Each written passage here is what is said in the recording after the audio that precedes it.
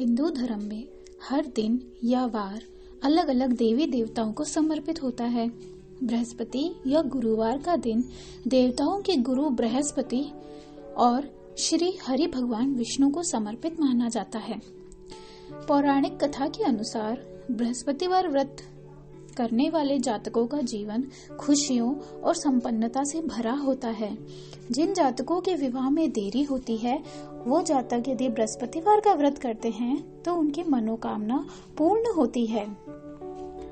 अब बृहस्पतिवार कथा की शुरुआत करते हैं। पौराणिक कथाओं के अनुसार बहुत समय पहले एक बड़े ही प्रतापी राजा थे। वह बहुत ही दानी थे। वह प्रत्येक गुरुवार को व्रत रखते, भूखे और गरीबों को दान पुण्य देकर पुण्य प्राप्त करते थे। परंतु यह बात उनकी रानी को अच्छी नहीं लगती थी। वह ना तो कोई व्रत करती थी और ना ही एक पैसा दान में देती थी और राजा को भी रोक टोक करती थी। एक समय की बात है, राजा शिकार खेलने के लिए वन चले गए। घर पर रानी और दासी थी। उसी समय गुरु बृहस्पति देव साधु का रूप धारण कर राजा के दरवाजे पर भिक्षा मांगने आए। साधु ने जब रानी से भिक्षा मांगी तो वह कहने लगी, हे साधु महाराज, मैं इस दान पुण्य से तंग आ गई हूँ। आप कोई ऐसा उपाय बताएं जिससे कि सारा धन ही नष्ट हो जाए ताकि मैं आराम से रह सकूं। बृहस्पति देव ने कहा, हे देवी, तुम बड़ी विचित्र हो। संतान और धन से कोई दुखी होता है क्या? अगर धन अधिक है तो शुभ कार्यों में लगाओ, कुंवारी कन्याओं का विवाह करो, विद्यालय बाग बगीचे बनवाओ, जिससे तुम दोनों का लोक भी सुधरेगा। लेकिन साधु की बातें रानी को खुश नहीं कर पाई और उन्होंने कहा, मुझे धन की तो आवश्यकता ही नहीं है जिसे मैं दान दूं, जिसे संभालने में ही मेरा सारा समय व्यर्थ हो जाता है। तब साधु ने कहा, यदि तुम्हारी ऐसी ही इच्छा है तो मैं जैसा तुम्हें बताता हूँ तुम वैसा ही करना। गुरुवार के दिन तुम घर को गोबर से लीपना, अपने बालों को पीली मिट्टी से धोना और केशों को धोते समय स्नान करना। राजा से हजामत बनाने को कहना, भोजन में मांस मच्छी खाना, कपड़ा धोबी के यहाँ धुलने डाल देना। इस प्रकार 7 बृहस्पतिवार करने से तुम्हारा सारा धन नष्ट हो जाएगा। यह कहकर साधु रूपी बृहस्पति देव अंतर ध्यान हुए। साधु के कहे अनुसार उनकी हर बात को पूरा करते हुए रानी को केवल 3 ही बृहस्पतिवार बीते थे कि सारी धन संपत्ति नष्ट हो गई। भोजन के लिए राजा का परिवार तरसने लगा था। तब एक दिन राजा ने रानी से कहा, हे रानी, तुम यहीं रहो, मैं दूसरे देश को जाता हूँ, क्योंकि यहाँ पर सभी लोग मुझे जानते हैं। यहाँ मैं कोई छोटा कार्य भी नहीं कर पाऊंगा। ऐसा कहकर राजा परदेश चला गया। वहाँ वो लकड़ी काटते और शहर में उन्हें बेचते। इस तरह जीवन व्यतीत करने लगे। इधर राजा के परदेश जाते ही रानी और भी दुखी हो गई। एक बार जब रानी और दासी को 7 दिन तक बगैर भोजन के रहना पड़ा तो रानी ने अपनी दासी से कहा, हे दासी, पास के ही नगर में मेरी बहन रहती है। वो बहुत ही धनवान है, तो उसके पास जा और कुछ ले आ ताकि थोड़ी बहुत गुजर बसर हो जाए। दासी ने रानी की बहन के पास गई। उस दिन गुरुवार था। रानी की बहन उस समय बृहस्पतिवार व्रत की कथा सुन रही थी। दासी ने रानी की बहन को अपनी रानी का संदेश सुनाया, लेकिन रानी की बड़ी बहन ने कोई उत्तर नहीं दिया।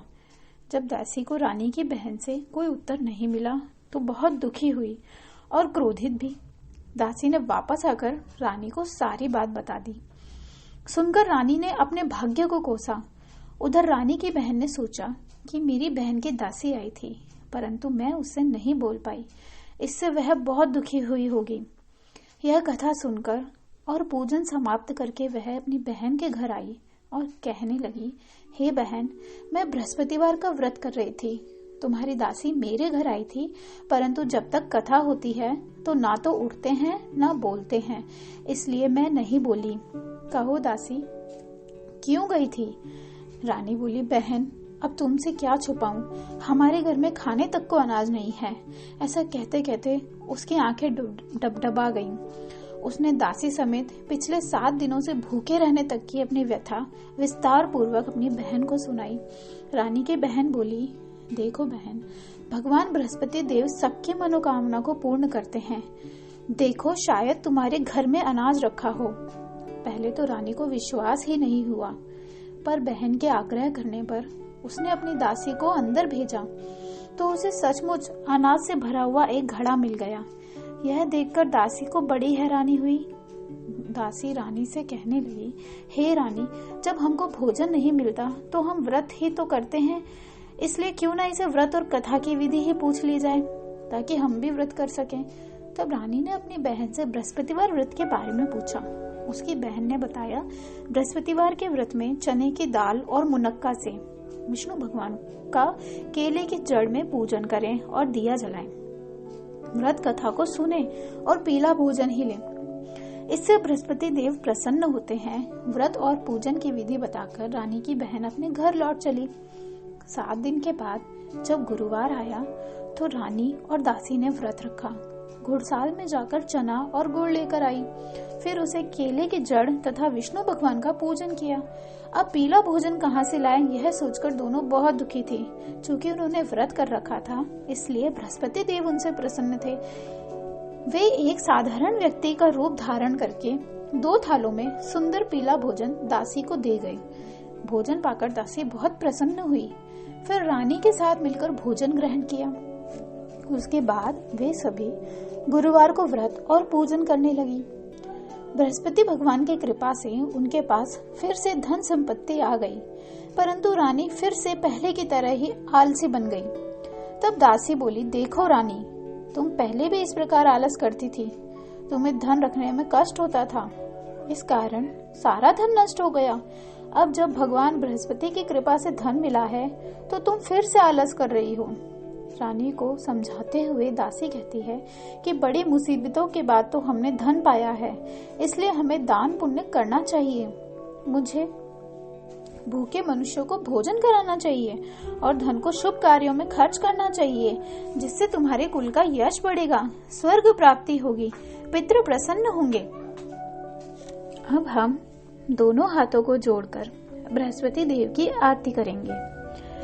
ओम जय बृहस्पति देवा, ओम जय बृहस्पति देवा, छिन छिन भोग लगाऊं कदली फल मेवा। ओम जय बृहस्पति देवा, तुम पूर्ण परमात्मा, तुम अंतर्यामी, जगत पिता जगदीश्वर, तुम सबके स्वामी। ओम जय बृहस्पति देवा, चरणामृत निज निर्मल, सब पातक हरता, सकल मनोरथ दायक, कृपा करो भरता। ओम जय बृहस्पति देवा, तन मन धन अर्पण कर, जो जन शरण पड़े, प्रभु प्रकट तब होकर, आकर द्वार खड़े। ओम जय बृहस्पति देवा, दीन दयाल दयानिधि, भक्तन हितकारी, पाप दोष सब हरता, भव बंधन हारी। ओम जय बृहस्पति देवा, सकल मनोरथ दायक, सब संशय तारो, विषय विकार मिटाओ, संतन सुखकारी। ओम जय बृहस्पति देवा, जो कोई आरती तेरी प्रेम सहित गावे, ज्येष्ठानंद बंद सो निश्चय वो भावे। ओम जय बृहस्पति देवा, ओम जय बृहस्पति देवा।